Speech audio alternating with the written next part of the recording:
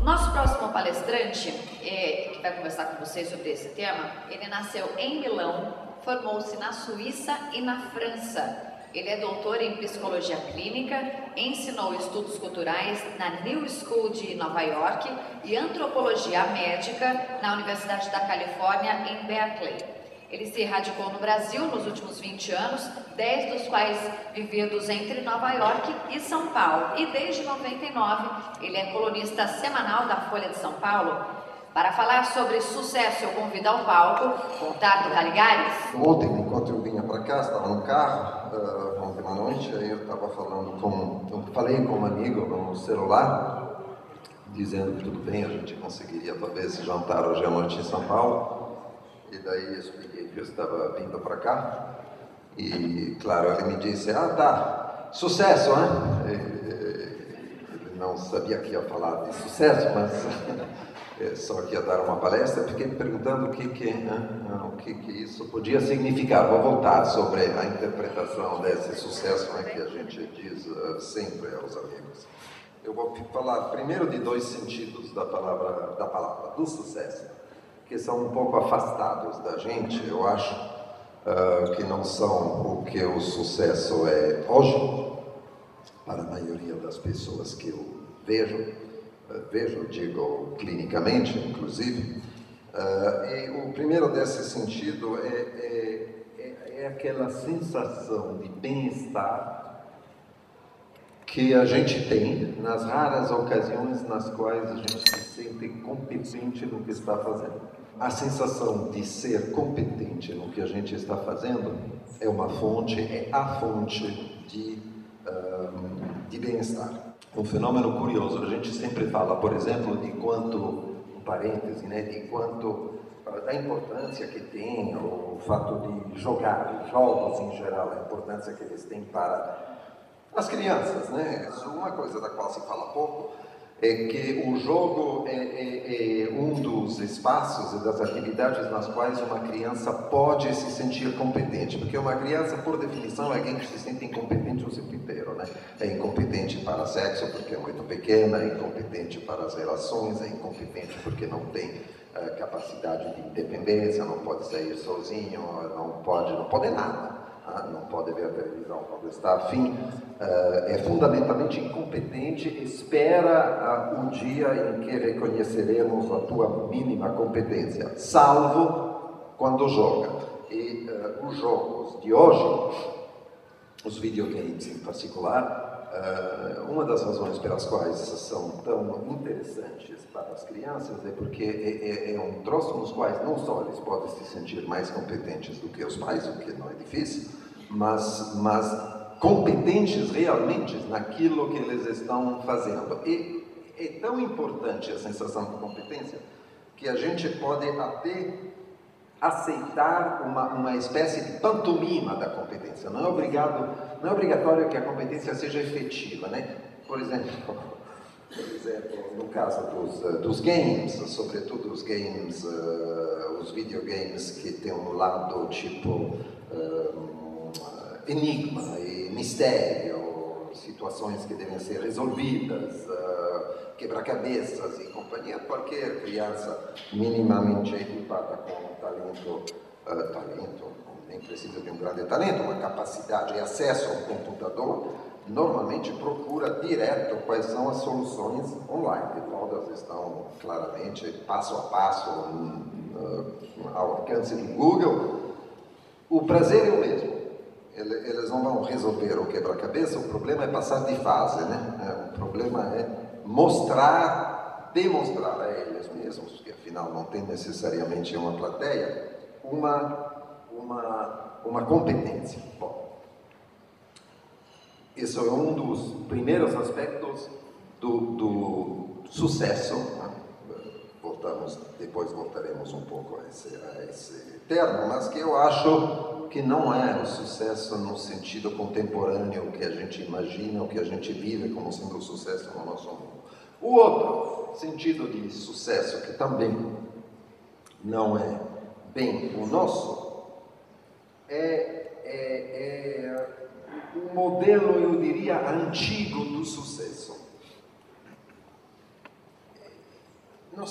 temos uma certa nostalgia disso. É uma nostalgia abusiva, né? Mas é a nostalgia de viver num mundo no qual cada um tenha, em alguma medida, talvez não muito rigorosa, mas em alguma medida, um destino que ele possa preencher. Essa visão do sucesso é realmente a visão do sucesso até, sei lá, até 200 anos atrás, sem dúvida nenhuma, mas ela continua presente ao longo também do século XX.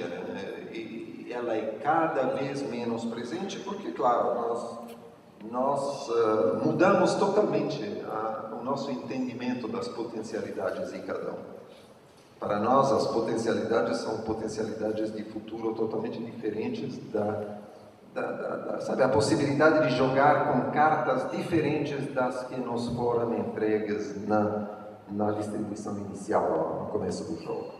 Enquanto para o sujeito clássico, e o sujeito clássico de novo vai até bem tarde,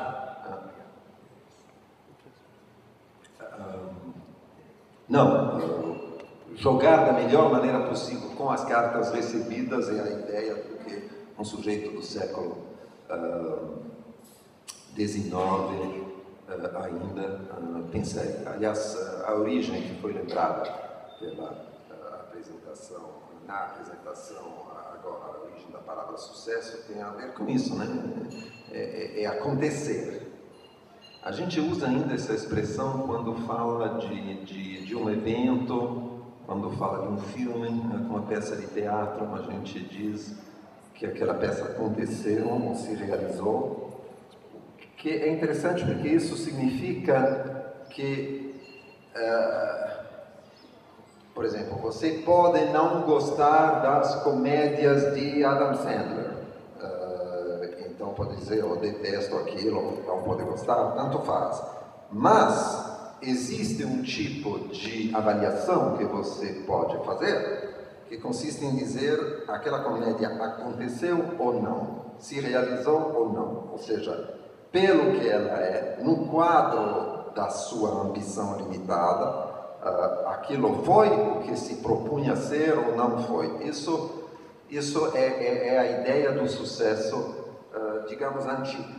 Sucesso clássico, então, seria essa coisa, ao mesmo tempo, preencher o destino da gente e, eventualmente, ao preencher o lugar que o destino nos reservou, tentar ter a maior competência possível, até porque isso vai nos dar uma certa fonte de bem-estar. A gente hoje gostaria ainda, tem uma certa nostalgia do que era esse sucesso antigo, ou seja, a ideia de que nós poderíamos saber qual é nosso destino e ser o mais competentes possíveis no exercício desse destino. O que mudou é que, claro, nós não acreditamos mais, ao contrário, que a gente tenha um destino a preencher.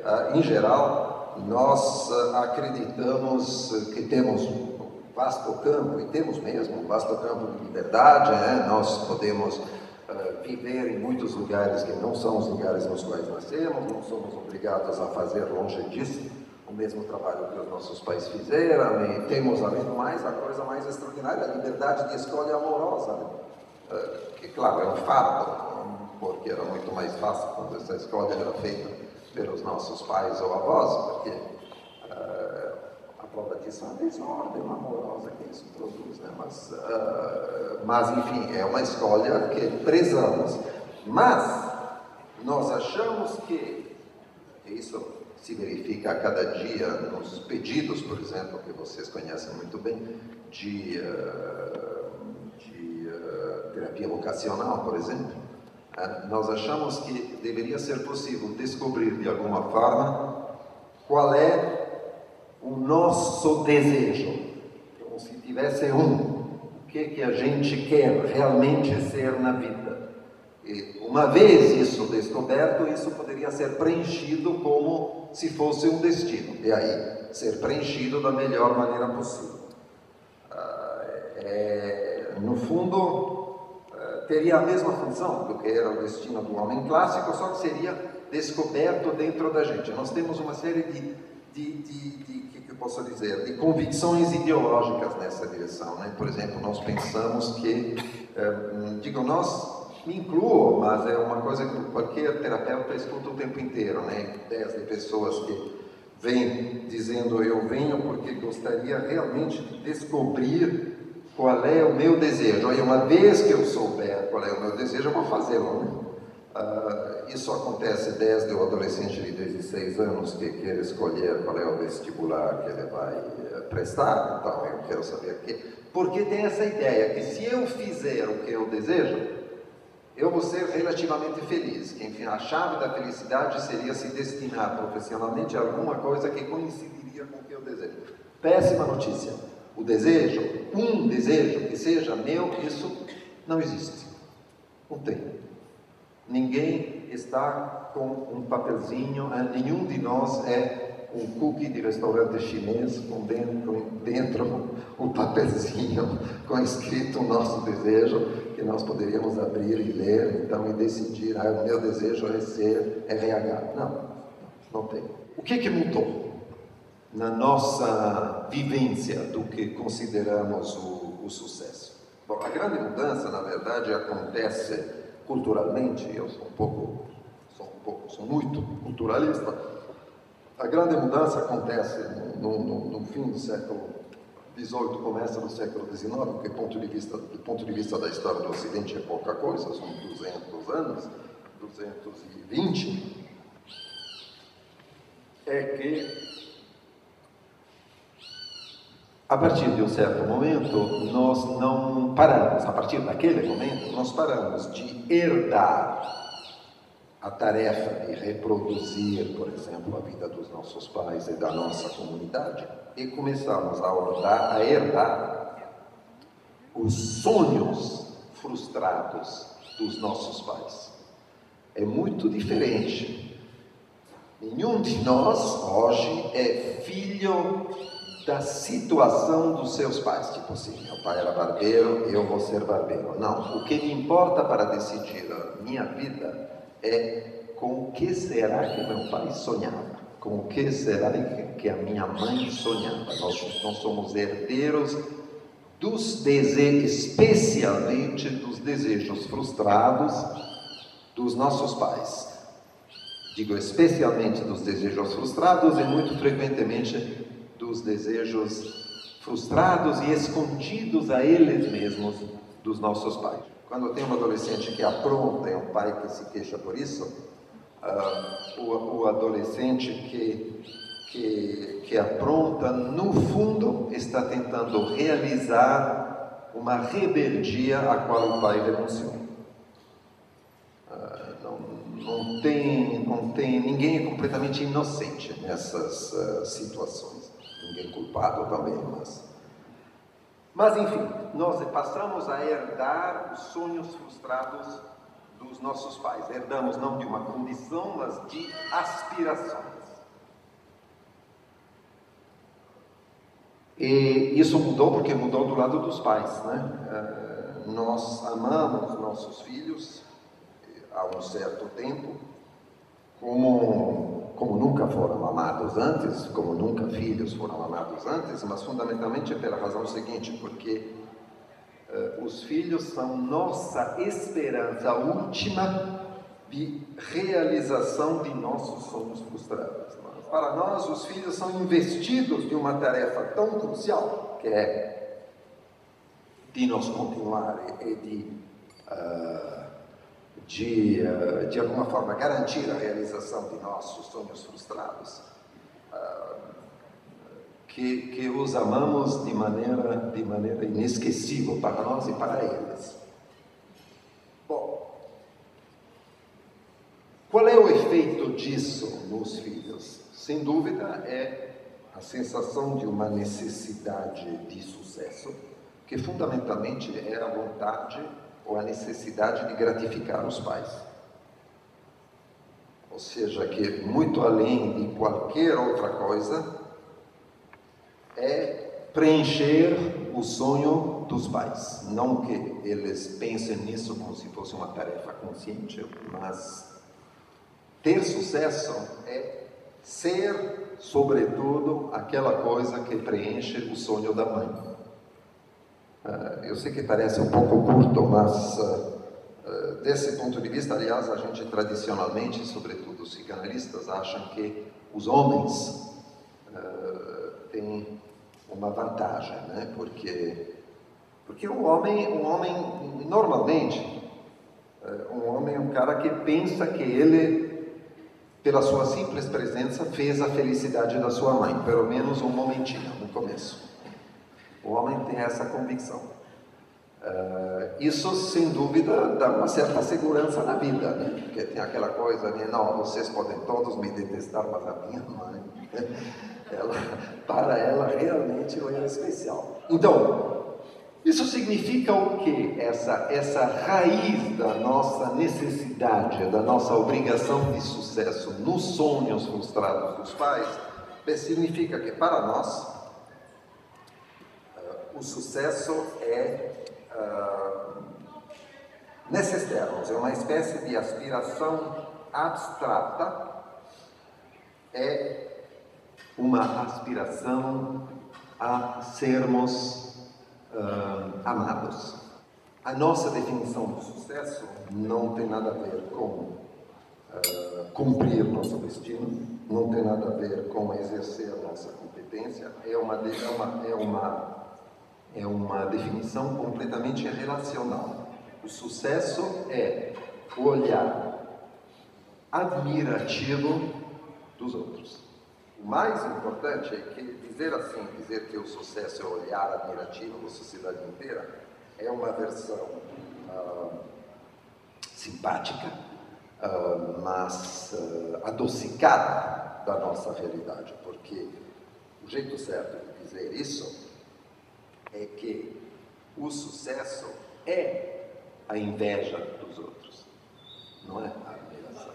O sucesso é ser invejado.